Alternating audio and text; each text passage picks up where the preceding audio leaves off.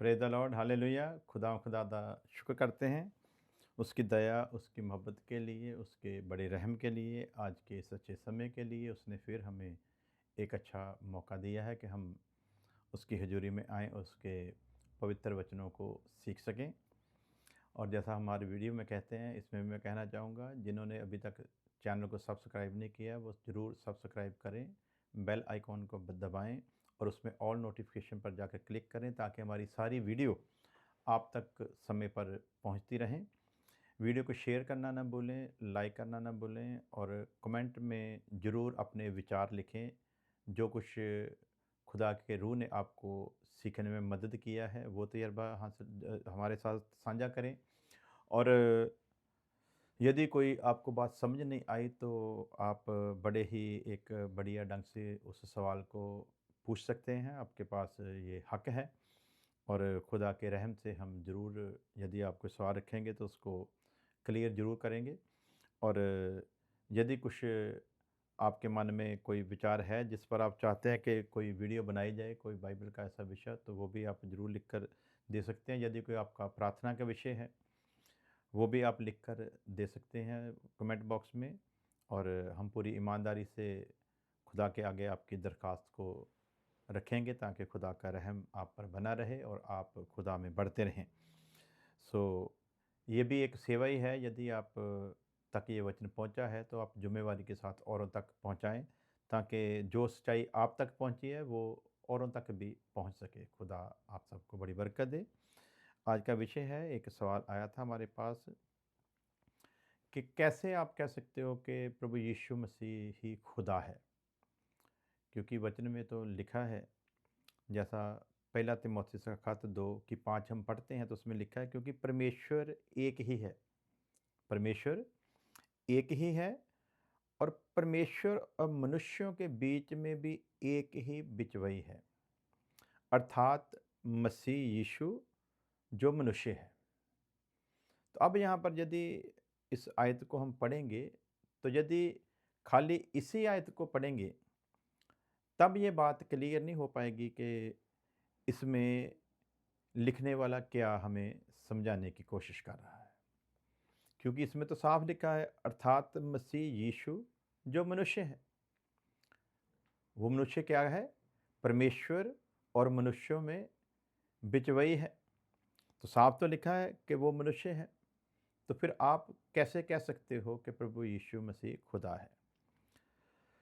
अब जिन्होंने टिप्पणियां करनी है, जिन्होंने वचन को गलत साबित करने की कोशिश करनी है, जहाँ जिन्होंने जानबूझकर भी सच्चाई को नहीं मानना है, उनके पास ऐसे डिबेट करने के लिए कुछ शब्द आ जाते हैं। लेकिन मैं ये कहना चाहूँगा, 66 किताबों की एक जो संगठित है ना, वो मिलकर एक बाइबल बनती है। और वो 66 किताबों में जगह-जगह पर परमेश्वर ने हर वो बात जो किसी जगह पर वो भेद है, उसे और दूसरी जगह पर उस भेद को परमेश्वर ने अपने नबियों और रसूलों के द्वारा खोला है। सो एक आयत दूसरी आयत के साथ मिलकर उस बात को क्लियर करती है। यदि उसी को पढ़ेंगे तो फिर आप सोचेंगे कि हम लोग गलत हैं और गलत प्रचार कर रहे हैं। अब इस आयत को जो भी भाई पढ़ता है कि यहाँ पर तो लिखा है कि वो मनुष्य है, तो वो झट से इस बात को मानने के लिए तैयार हो जाता है कि यीशु मसीह के बारे में तो लिखा वो तो एक मनुष्य है। फिर यीशु मसीह के बारे में लिखा वो एक नबी भी है, क्योंकि मूसा ने कहा था कि परमेश्वर तुम्हारे भाइयों में से मेरे जैसा एक नबी खड़ा करेगा। तो अब जिसने उस तरफ जाना है वो कहेगा यीशु मसीह तो एक नबी है। अब जिसने ये समझना है कि नहीं वो तो मरियम और यूसुफ का बेटा है, बाइबल में लिखा है, तो फिर आप कैसे कहोगे कि वो परमेश्वर का बेटा है? क्योंकि दुनिया तो मानती थी कि ये मरियम और यूसुफ का बेटा नहीं। तो वो तो दुनिया मानती थी ना, क्योंकि दुनिया को जो परमेश्वर ने दिखाया, दुनिया ने वही माना। लेकिन वही परमेश्वर के वचन को जब आप पढ़ते हो कि वहाँ पर लिखा है कि वो मरियम और यूसुफ का बेटा है, वही वचन और भी तो बहुत कुछ कहता है ना।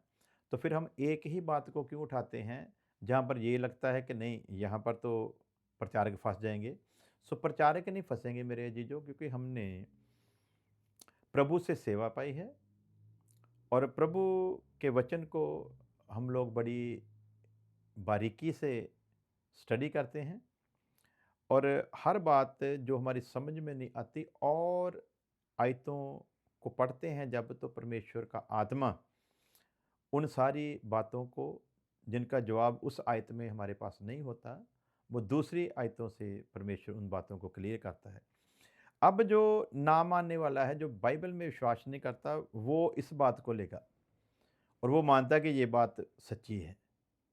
यानी कि जहाँ पर उनके पास टिप्पणी करने के लिए कुछ है, उसको मानेंगे कि ये सच्ची है। तो अब यदि तो आप मानते हो कि बाइबल में ये लिखा है कि संत पौलुस कहता है कि मनुष्यों में और खुदा में एक ही बिचवाई है, वो यीशु है और यीशु मनुष्य है। आप ये बात मानते हो कि बाइबल में ये बात लिखी है और सच है।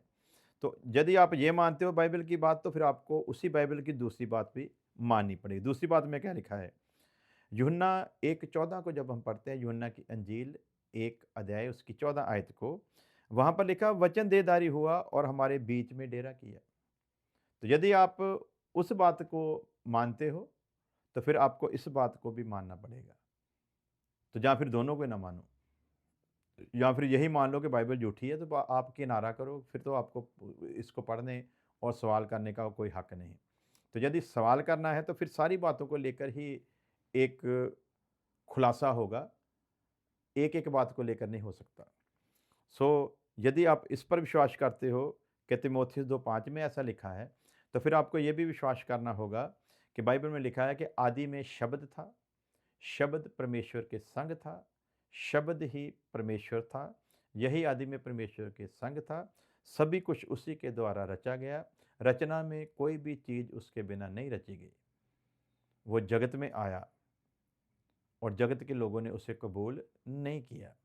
तो जब हम इन बातों पर विचार करेंगे, तो फिर हमारे सामने एक बात खुलकर आती है कि आदि में शब्द था, आदि में वचन था और वचन परमेश्वर के संग था और वचन ही परमेश्वर था। अब यहाँ पर ये एक बात तो क्लियर होगी, जो आदि में था वो शब्द था और वो शब्द कोई और नहीं बल्कि अपने आप में साक्षात सर्वशक्तिमान परमेश्वर था। अब वो जो शब्द था, जिसका कोई रूप आकार नहीं है, वो जो निराकार है, उसे शब्द के रूप में लोगों ने सुना। उसी शब्द के बारे में फिर यूहन्ना 1:14 में लिखता है कि वचन देहधारी हुआ, वही शब्द देहधारी हुआ। अब वो जो शब्द देहधारी हुआ लिखा वो उसने हमारे बीच में डेरा किया। यानी कि जिस शब्द को दुनिया ने परमेश्वर करके जाना, उस शब्द ने एक शरीर को धारण किया और उस शब्द ने जिस शरीर को धारण किया, उस शरीर को दुनिया में यीशु नाम से जाना गया, जो पूरी तरह से मनुष्य के रूप में था। अब जो देहधारी हुआ वो पहले परमेश्वर है। शब्द पहले क्या है? परमेश्वर है। शब्द ने शरीर को धारण किया है। अब जो शरीर है, शरीर को पहचान दी गई यीशु नाम से। वो जो शरीर है वो पूरी तरह से मनुष्य के रूप में है। अब यहाँ पर हम 2 पर्सनैलिटी देखते हैं। शब्द जो परमेश्वर है, शब्द देहधारी हुआ, जो देह दिखाई देती है वो यीशु है। अब पूरे का पूरा 100% मनुष्य है, 100% खुदा है। लेकिन मनुष्य मनुष्यों की तरह नहीं है। प्रभु यीशु मसीह में जो फ़र्क है मनुष्यों में और यीशु में, वो ये है कि यीशु मसीह संसार के दूसरे मनुष्यों की तरह नहीं है, लेकिन संसार के दूसरे मनुष्यों की तरह दिखाई देता है। फ़र्क क्या है? प्रभु यीशु में शरीर की इच्छा नहीं है। शरीर की इच्छा नहीं है का मतलब, प्रभु यीशु मसीह में पाप का स्वभाव नहीं है। वो शरीर की इच्छा जो आदम के पाप के कारण इंसान में पैदा हुई, वो पाप की इच्छा हर इंसान में पाई जाती है। जो भी मर्द और औरत से पैदा होता है, उसमें वो पाप का स्वभाव होता है। प्रभु यीशु मसीह का जन्म का तरीका जो है वो इसीलिए पूरी दुनिया से हटकर है। यहाँ पर परमेश्वर अपनी वो सारी सामर्थ्य को पेश करता है कि वो सब कुछ करने की कुदरत रखता है, जो मिट्टी का पुतला बनाकर उसके नथनों में दम फूंके तो वो जीवित प्राणी हो सकता है, वही खुदावंद खुदा सर्वशक्तिमान परमेश्वर जिसके शब्द से सब कुछ पैदा हो जाता है, उसी ने उस शब्द को एक दे दी है जिसका नाम हुआ यीशु मसीह।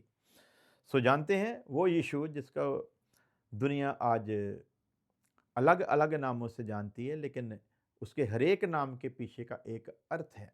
तो उसमें एक नाम है यीशु, यानी कि पाप से छुड़ाने वाला। अब जो यीशु है वो पाप से छुड़ाने वाला है, पूर्ण रूप से मनुष्य के रूप में आएगा तो ही इंसान को पाप से छुड़ा सकता है। अदरवाइज न्यायी परमेश्वर अपने न्यायी रूप में किसी के पाप को माफ नहीं कर सकता। न्याय का मतलब दंड देना होता है। अब जो न्यायी जिसके हाथ में दंड है, वो जिसने इसे बड़े चाहत से बनाया एक खास योजना के तहत, वो जिसने इसे दंड देना है, उसके अंदर का प्रेम इसके लिए माफ़ी का ऐलान करता है। अब न्यायी रूप में वो इसको माफ़ नहीं कर सकता, इसलिए इसे पाप से छुड़ाने के लिए एक मनुष्य की ही ज़रूरत थी। इसलिए लिखा है इब्रानियों के खत में, हे पिता तुझे भाया और मैं आया हूँ कि तेरी इच्छा को पूरा करूँ। मैं आया हूँ कि तेरी इच्छा को पूरा करूँ। वो जो परमेश्वर का शब्द था, जो उसके मुँह से निकलता था, शब्द ही उसकी पहचान थी। उसी शब्द के बारे में जब स्टडी करते हैं तो पता चलता है वो शब्द कहता है पिता से, अपने आप से बात कर रहा है कि मैं आया हूँ कि तेरी इच्छा को पूरा, जिसका शब्द है, शब्द अब उसकी इच्छा को पूरा करेगा। मैं और मेरे मुख से निकलने वाला शब्द। सो समझेंगे, ये लंबी स्टडी है लेकिन मैं शॉर्ट में समझाने की कोशिश करूँगा जितना मैं समझा पाऊँ। बाकी जो भी सवाल किसी का रह जाएगा वो फिर अगली वीडियो में हम लोग कोशिश करेंगे उसे क्लियर करने की। सो पॉइंट टू पॉइंट समझते हैं। यीशु मसीह पूर्ण मनुष्य भी है और पूर्ण परमेश्वर भी है। ये मसीही विश्वास की सबसे बड़ी सच्चाइयों में से एक है जिसे एक मसीही इंसान ही समझ सकता है, क्योंकि जिसके पास खुदा ने पवित्र आत्मा दिया है, वही पवित्र आत्मा की इन लिखतों को समझ सकता है। इंसान अपनी बुद्धि से कितना भी कोशिश कर ले, वो ठोकर तो खा सकता है लेकिन सत्य को नहीं जान सकता। अगर यीशु केवल मनुष्य होते, पॉइंट है कि अगर प्रभु यीशु सिर्फ मनुष्य होते तो हमारे परमेश्वर होते तो हमारे स्थान पर मर नहीं सकते थे। पहला सवाल समझे, अगर केवल परमेश्वर के रूप में परमेश्वर अपना काम करता तो हमारे स्थान पर वह मर नहीं सकता था, क्योंकि परमेश्वर ना पैदा होता है ना मरता है। लेकिन यीशु मसीह के बारे में हम क्या समझते हैं, अगर यीशु केवल मनुष्य होते, अगर प्रभु यीशु हमारी तरह मनुष्य बनकर आते, माँ बाप से पैदा होते, तो वह हमें बचा नहीं सकते थे। और अगर यही शब्द जो देहधारी हुआ जिसका नाम यीशु रखा गया, यदि ये शब्द के रूप में यानी कि परमेश्वर के अस्तित्व में ही रहता तो हमारे स्थान पर मर नहीं सकता था, क्योंकि परमेश्वर ना पैदा होता है ना ही परमेश्वर मरता है। इसलिए मुक्ति के लिए ज़रूरी था कि एक ऐसा उद्धारकर्ता आए, एक ऐसा निजात दहिंदा, एक ऐसा छुटकारा देने वाला आए जो पूर्ण रूप से 100% जो मनुष्य हो, 100% जो खुदा हो। अब प्रभु यीशु मसीह को हम काम करते जब देखते हैं ना, तो वहाँ पर दोनों पर्सनैलिटियाँ क्लियर होती हैं। वो 100% मनुष्य है, 100% खुदा है। तो अब जो लोग इन बातों के ऊपर सवाल उठाते हैं कि संत पौलुस ने तो उसे एक बिचवई की तरह ही पेश किया है, तो उसको क्लियर करेंगे कि वो जो बिचवई था ना, वो बिचवई भी खुद ही बन के आया है। शब्द देहधारी हुआ, वो बिचवई खुद ही बना मनुष्य के रूप में, परमेश्वर में और हमारे बीच में मेल करवाने के लिए परमेश्वर ने ही शब्द को एक जिस्म दिया है, और वही परमेश्वर हमारे बीच में मेल करवाने वाला साबित हुआ। सो इस वीडियो में मुझे नहीं लगता कि मैं इसे क्लियर कर पाऊँगा, लेकिन जितना हिस्सा हो सके हम करेंगे, फिर आगे सीखते रहेंगे। सो समझेंगे कि निजात के लिए ज़रूरी क्या था, 100% मनुष्य होना चाहिए था और 100% परमेश्वर होना चाहिए था। सो यीशु मसीह मनुष्य क्यों बना? पहले इसे समझते हैं। जैसा हमने पढ़ा कि वचन देहधारी हुआ और हमारे बीच में डेरा किया।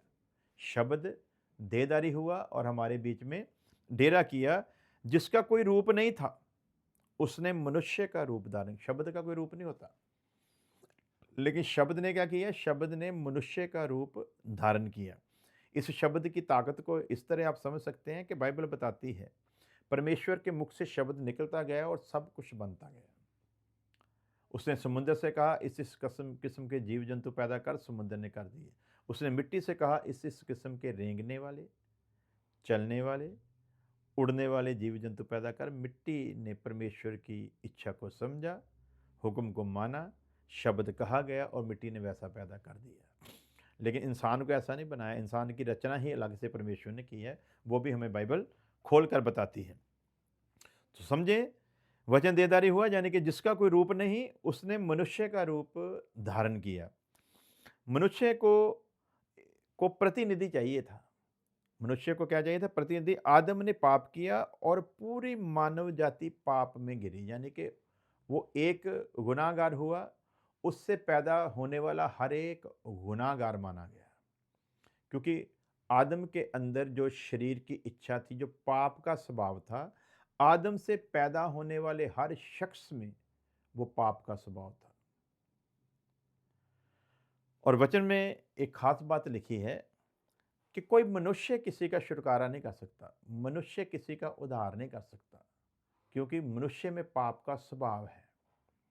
इसलिए यीशु मसीह को 100% मनुष्य बोला जाता है, क्योंकि वो पाप रहित था, उसमें शरीर की इच्छा नहीं थी। यदि वो मर्द और औरत के मिलन से पैदा होता तो उसमें भी वही स्वभाव होता, और यदि वो स्वभाव होता तो वो फिर कभी भी हमारा निजात दहिंदा न बनता। तो इसलिए ज़रूरी है कि परफेक्ट, पूरी रूप से 100% मनुष्य और 100% खुदा होना चाहिए। सो वचन में लिखा है कि हाय उस मनुष्य पर जो किसी मनुष्य पर भरोसा रखे। यदि यीशु मसीह हमारी तरह मनुष्य बनकर हमारी तरह ही पैदा होता, तो फिर वचन कहता है कि हाय उस पर जो किसी मनुष्य पर भरोसा रखे। आज दुनिया की मुसीबत भी यही है। दुनिया मनुष्य को तो खुदा मानने के लिए तैयार हो जाती, लेकिन खुदा को खुदा मानने के लिए तैयार नहीं है। दुनिया मनुष्य को खुदा की जगह पर रख देती है, लेकिन खुदा को खुदा की जगह पर रखने के लिए तैयार नहीं है। दुनिया मनुष्य को तो परमेश्वर की तरह पूजना शुरू कर देती है, लेकिन जो पूजने के लायक है उसकी पूजा करने के लिए तैयार नहीं है। सो इसीलिए ढेरों गुरु हैं, ढेरों पैगंबर हैं, ढेरों नबी हैं, ढेरों आजकल बाबे खड़े हो गए हैं, ढेरों आजकल तपस्वी खड़े हो गए हैं, ढेरों आजकल मलांग खड़े हो गए हैं, ढेरों आजकल नागे खड़े हो गए हैं। सो ऐसे बहुत हैं जिनको ऊपर दुनिया विश्वास करती है, लेकिन वचन कहता है हाय उस पर, उस मनुष्य पर जो किसी मनुष्य पर भरोसा करे, क्योंकि कोई मनुष्य किसी की निजात कर सकता नहीं। क्योंकि जो जिसको हम समझेंगे कि ये हमारा छुटकारा कर सकता है, वो तो खुद पाप का स्वभाव लेकर पैदा हुआ है। सो जिसके अंदर पाप का स्वभाव है, सबसे पहले तो उसे उस पाप के स्वभाव से खुद मुक्त होना पड़ेगा। तो कोई भी इंसान बिना परमेश्वर की योजना से अपने आप को पाप के स्वभाव से मुक्त कर ही नहीं सकता। कितने भी जप तप कर ले, कितनी भी तपस्या कर ले, कोई भी कोशिश कर ले, इंसान अपनी अकल, अपनी समझ, अपनी ताकत, अपनी बुद्धि, अपनी ज्ञान, अपनी समझ से कभी भी उस पाप के स्वभाव से आज़ाद नहीं हो सकता। और परमेश्वर से भली भांति जानता था, इसलिए परमेश्वर ने खुद ही इसका प्रबंध भी किया। यही है परमेश्वर का अनुग्रह और उसकी मोहब्बत। तो देखते हैं, आदम ने पाप किया और पूरी मानव जाति जो थी पाप में गिर गई। और रोमियो के खत को जब हम पढ़ते हैं तो वहां पर 5:19 में लिखा है, एक मनुष्य की आज्ञा उल्लंघन से बहुत से पापी ठहरे। यानी कि आदम के पाप करने की वजह से, उसके आज्ञा का उल्लंघन करने की वजह से बहुत से लोग पापी ठहरे। इसलिए जरूरी था कि एक दूसरा चाहिए था। अगर आदम के पाप के कारण, आदम के आज्ञा की उल्लंघना करने के कारण बहुत से पापी ठहरे, तो फिर दूसरा प्रबंध परमेश्वर का ये था कि एक दूसरा चाहिए था, और वह प्रभु यीशु बन के आया, जिसके बारे में पहला कुरिन्थियाँ 15 की 45 में हम लोग पढ़ते हैं, मनुष्य को बचाने के लिए उद्धारकर्ता मनुष्य होना ज़रूरी था। और इसे पहला कुरिन्थियाँ 15:45 में खोलकर लिखा है। पॉइंट अगला देखते हैं कि पाप मनुष्य ने किया और दंड मनुष्य को ही उठाना था। जिसने पाप किया है वही उसका दंड भी उठाएगा। पाप की मजदूरी मौत है, और वचन में लिख कर दिया, जो जान पाप करेगी वही नाश होगी।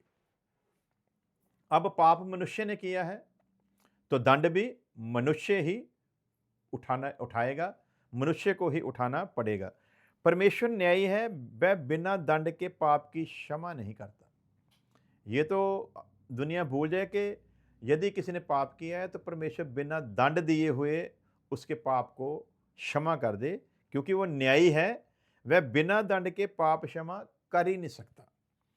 इब्रानियों का खत 2 अध्याय की 14 आयत को जब हम पढ़ते हैं तो यहाँ पर लिखा है, वह भी शरीर और लहू में सहभागी हुआ, वह भी शरीर और लहू में सहभागी हुआ, ताकि मृत्यु के द्वारा मृत्यु वाले को नाश करे।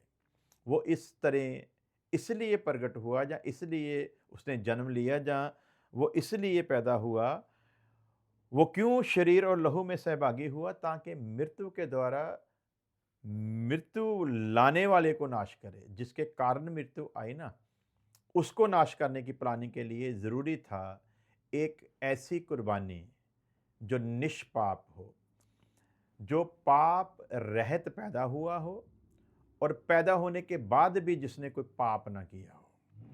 ऐसी एक कुर्बानी की ज़रूरत थी। इसलिए यीशु के बारे में जब हम देखते हैं कि वो परफेक्ट मनुष्य था, 100% मनुष्य, और उसकी पहचान थी, उसे भूख महसूस होती थी जैसे किसी इंसान को होती है। उसे थकान महसूस होती थी जैसे किसी इंसान को होती है। उसकी आंखों से आंसू बहे जब लाजर की मौत हुई। इसकी पहचान है कि वो एक मनुष्य, एक कामिल मनुष्य, एक 100% मनुष्य को पेश करता है। उसे पीड़ा हुई जब उसे सजा दी गई, जब उसके बदन पर कोड़े चलाए गए, जब उसे सलीब पर टांगा गया, तो ऐसा नहीं था कि उसे दर्द नहीं हुआ। जैसे एक मनुष्य के शरीर को दर्द होता है, उस सारे दर्द को उसने अपने शरीर में महसूस किया। और जैसे एक मनुष्य मरता है, वैसे ही उसकी मौत हुई। अब मनुष्य मर सकता था। यीशु मसीह का जन्म लेना क्यों जरूरी था? परमेश्वर नहीं मरता, लेकिन मनुष्य मर सकता है। इसलिए परमेश्वर परमेश्वर के रूप में ईश्वर अपनी ईश्वरताई में किसी के गुनाह को माफ़ नहीं कर सकता। ईश्वर अपनी ईश्वरताई में ना पैदा होता और ना मरता है। इसलिए ज़रूरी था एक मनुष्य आए संसार में, इसलिए शब्द देहधारी हुआ। वह हमारे जैसा बना ताकि हमारे स्थान पर मर सके। जो मौत पाप के कारण हमारे लिए थी, उस मौत को वो अपने ऊपर ले सके। तो उस मौत को अपने ऊपर लेने का सीधा-सीधा मतलब क्या था? पाप, जिस पाप के कारण हमें मौत मिलने वाली थी, शरीर की मौत की खाली बात नहीं है, ये तो मरना ही मरना है, हर बंदे ने मरना है। मौत वो नरक की मौत है जिसमें हमेशा के लिए जलना है। उस मौत के ऊपर फ़तह पानी ज़रूरी थी, उसके लिए इस मौत का होना ज़रूरी था, क्योंकि एक शरीर चाहिए था जिस पर पाप का दंड आए। इसलिए एक शरीर आया बनकर, प्रभु यीशु मसीह, और उस जिसने शरीर धारण किया, जिसने देह धारण की, उसने जहान के पाप को अपने ऊपर लिया। जब जहान के पाप को अपने ऊपर लिया, उस पाप पर जिस पाप ने मनुष्य को परमेश्वर का दुश्मन बनाया था, उस पाप पर परमेश्वर का दंड आया। याद रखिए, प्रभु यीशु मसीह पर परमेश्वर का दंड नहीं, दंड पाप पर आना था। उस पाप पर दंड लाने के लिए एक पवित्र शरीर चाहिए था। वो शरीर यीशु मसीह बनकर आया, और यीशु ने सारी दुनिया के पाप का जुम्मा लिया, और जहाँ दुनिया ने उस पाप की वजह के कारण मरना था, उस पाप के दंड को प्रभु यीशु ने एक प्रतिक्रिया में से होते हुए वो सारा अपने ऊपर लेते हुए प्रभु यीशु मसीह ने उस पाप का जुम्मा लिया और सलीब पर चढ़ा। और पाप के ऊपर जो दंड परमेश्वर ने उंडेला, वो हम साफ-साफ देखते हैं, उसको ज़बूरों में भी बड़ी बारीकी से क्लियर किया गया है। उस तरफ जाएँगे तो समय ज़्यादा हो जाएगा। सो समझे कि वह हमारे जैसा बना ताकि हमारे स्थान पर मर सके। तो मरे क्यों? क्योंकि पाप की मजदूरी मौत शरीर में भी आनी थी और रूह और प्राण जो था वो भी सदा के लिए नरक की आग में जलना था। उससे बचाने के लिए, नजात के लिए फिर उसने सारे पाप का जुम्मा अपने ऊपर लिया और सलीब पर चढ़ा। वह हमारे लिए महायाजक बन सके, इसलिए उसका मनुष्य होना ज़रूरी था। तो महायाजक की ज़िम्मेवारी क्या थी? इब्रानियों 4:5 जब हम पढ़ते हैं तो वहाँ पर लिखा है, वह हमारी निर्बलताओं में सहभागी हो सकता है। क्यों मनुष्य का रूप धारण किया? ताकि मनुष्य जो कुछ भी फ़ील करता है, उन सारी चीज़ों को वो अपने शरीर में महसूस करे। उन सारी चीज़ों को वो समझ सके, हमारी निर्बलताइयों में सहभागी हो सके, क्योंकि उसने मनुष्य का जीवन जिया, इसलिए वह हमें समझाता है, केवल न्याय नहीं करता, दया भी करता है। वो सिर्फ़ न्याय नहीं करता बल्कि क्या करता है? दया भी करता है। और यीशु परमेश्वर क्यों होना अवश्य था? प्रभु यीशु का परमेश्वर होना क्यों अवश्य था? अभी समय इजाज़त नहीं देता। अगले वीडियो में, अगले एपिसोड में फिर हम लोग इस पर ज़रूर विचार करेंगे। तब तक के लिए प्रार्थना में बने रहें, हमारे लिए भी प्रार्थना करते रहें। प्रभु हमें भी समझ, बुद्धि और ज्ञान में बढ़ाए, ताकि हम उसके इन वचनों का सही अर्थ करके लोगों तक पहुंचा सकें, जिससे लोगों का जीवन बच सके। आइए प्रार्थना करते हैं। प्यारे खुदावंद खुदा, जितने भी लोगों ने तेरे वचन को सुना, समझने के लिए खुदावंद खुदा बुद्धि और ज्ञान और प्रकाश का रूह देना प्यारे खुदावंद खुदा, ताकि तेरा पवित्र आत्मा इन बातों को समझने के लिए उनकी मदद करे और इस हकीकत को जान सके खुदावंद खुदा। जितने भी लोगों ने प्रार्थना करने को कहा है, उन सारी दरखास्तों को तेरे तख्त के आगे लेकर आते हैं और उन सारी ज़िंदगियों के लिए तेरे बड़े रहम को मांग लेते हैं। हमारी प्रार्थना को सुन ले, कबूल कर, यीशु मसीह के नाम में, आमीन।